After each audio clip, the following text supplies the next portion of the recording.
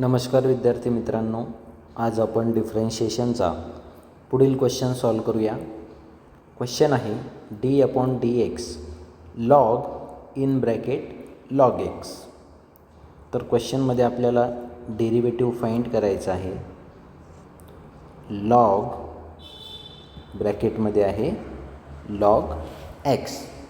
तर log in bracket log x हे composite function असल्यामुळं या ठिकाणी फॉर्म्युला यूज होणार d/dx log f(x). तर log f(x)चा डेरिव्हेटिव्ह हा असतो 1/f(x) इंटू f'(x).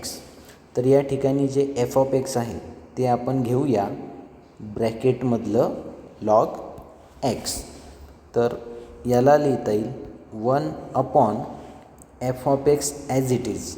याचा अर्थ येणार log x into f'(x) d/dx. f(x)ची व्हॅल्यू आहे आपल्याजवळ log x. तर 1/log x as it is राहणार. पुन्हा derivative d/dx log x standard function आहे.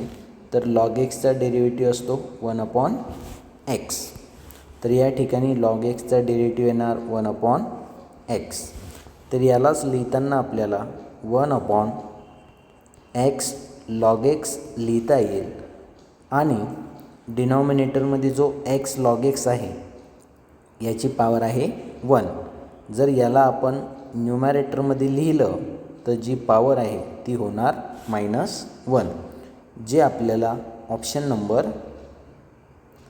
सी मध्ये दिसतंय.